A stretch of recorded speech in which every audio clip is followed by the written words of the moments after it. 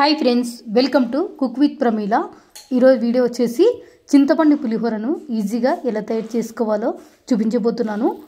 చింతపండు పులిహోర ఇలా చేసుకున్నారంటే ఎప్పుడు చేసినా చాలా రుచిగా అద్భుతంగా ఉంటుందండి. తప్పకుండా ఒకసారి ట్రై చేయండి. సింపుల్గా ఎలా తయారు చేసుకోవాలో మళ్ళీ వీడియోలోకి వెళ్ళి చూసేయండి. చింతపండు పులిహోర తయారు చేయడం కోసం ముందుగా రైస్ అయితే తయారు చేసుకోవాలి. నేను ఇక్కడ ఒక 2 గ్లాసుల రైస్ని ఈ విధంగా పొడి పొడిగా తయారు చేసుకొని పెట్టుకున్నాను. పులిహోర కోసం రైస్ అయితే ఈ విధంగా పొడి పొడిగానే తయారు చేసుకోవాలి. తర్వాత ఇక్కడ చింతపండు వచ్చేసి 80 గ్రాముల వరకు చింతపండుని తీసుకొని వేడి నీళ్ళలో ఒక 20 నిమిషాలు నానబెట్టేసుకున్నానండి. ఇలా మెత్తగా నానిపోయింది చింతపండు అంతా. ఈ చింతపండును ఇలా చేత్తో నలుపుకుంటూ గుజ్జంతా సపరేట్ తీసుకోవాలి. ఇలా నానబెట్టుకున్న ఈ చింతపండు అంతా ఇలా చేత్తో బాగా ఈ విధంగా చేసుకుంటూ ఒక గిన్నెలోకి జాలిగింట పెట్టుకొని అందులోకి ఈ చింతపండు గుజ్జంతా వేసుకొని బాగా చేత్తోనే ఈ గుజ్జంతా తీసేసుకోవాలి. ఈ గుజ్జులోంచి పిచ్చెలు పుల్లలు ఏమైనా ఉంటే అన్నీ జాలిగింటలోకి వస్తాయి. గుజ్జంతా గిన్నెలోకి వచ్చేస్తుందండి. సో మొత్తం అంతా ఈ విధంగా బాగా చేత్తో గుజ్జంతా సపరేట్ చేసుకోవాలి. లాస్ట్ కొద్దిగా ఈ చింతపండు అయితే మిగిలింది. ఇందులో కూడా కొద్దిగా నీళ్ళు పోసుకొని మళ్ళీ ఈ గుజ్జంతా ఈ విధంగా బాగా సపరేట్ చేసేసుకోవాలండి. ఈ చింతపండులో ఉండే మొత్తం గుజ్జంతా సపరేట్ చేసుకోవాలి. ఇలా మొత్తం అంతా నేను చింతపండు గుజ్జు అయితే తయారు చేసి పెట్టుకున్నానండి. ఇప్పుడు పులిహోర కోసం స్టవ్ మీద కడాయి పెట్టుకుందాము.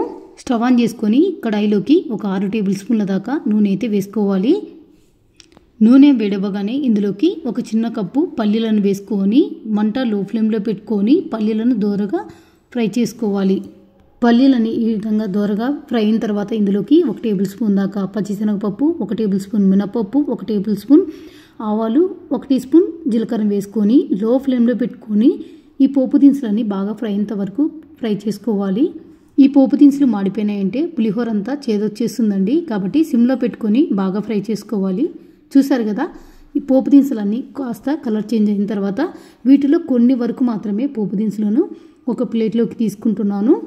ఇలా పోపు దినుసులను కొన్ని వరకు తీసుకొని పక్కన పెట్టుకున్నాక ఇందులోకి ఒక 7 మిరపకాయలను ఇలా ఘాట్లు పెట్టుకొని వేసుకోవాలి. అలాగే 4 ఎండుమిరపకాయలు, కొద్దిగా కరివేపాకు కూడా వేసుకొని మంట సిమ్లోనే పెట్టుకొని వీటిని బాగా ఫ్రై చేసుకోవాలి.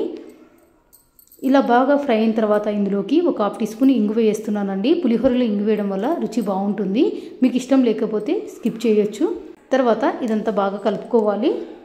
పోపు దినుసులు, ఎండుమిరపకాయలు, పచ్చిమిరపకాయలు, కరివేపాకు బాగా ఫ్రై అయిన తర్వాత ఇందులోకి చింతపండు గుజ్జు అయితే వేసుకోవాలి.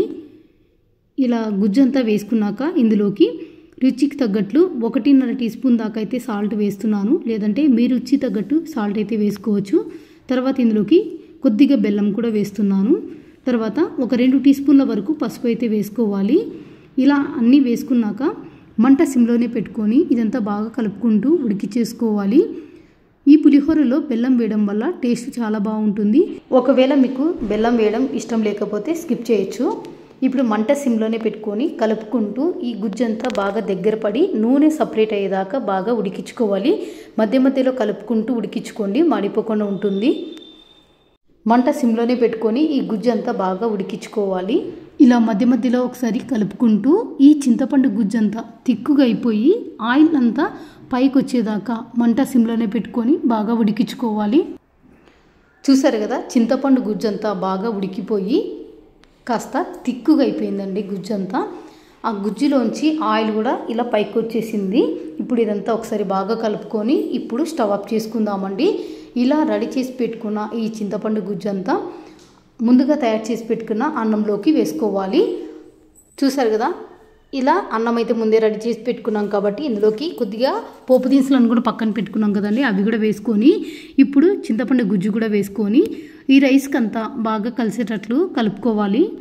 మొత్తం గుజ్జు అంతా వేసుకొని అన్నంలో అంతా బాగా కలిసేటట్లు కలుపుకోవాలి. చూసారు కదా, ఈ విధంగా మొత్తం గుజ్జంతా నేను అన్నంలో వేసుకొని కలుపుకున్నానండి. అంతే ఫ్రెండ్స్, చింతపండు పులిహోర అయితే రెడీ అయిపోయింది. చాలా కమ్మగా, చాలా రుచిగా ఉంటుంది. తప్పకుండా ట్రై చేయండి ఫ్రెండ్స్. మరి చూసారు కదా, ఈ వీడియో మీకు నచ్చినట్లయితే లైక్ చేయండి, షేర్ చేయండి. అలాగే ఛానల్ని సబ్స్క్రైబ్ చేసుకోండి. ఇంకా ఇలాంటి టేస్టీ వంటకాల కోసం పక్కనున్న బెల్ ఐకాన్ని యాక్టివేట్ చేసుకోవడం మాత్రం మర్చిపోకండి. Thank you for watching.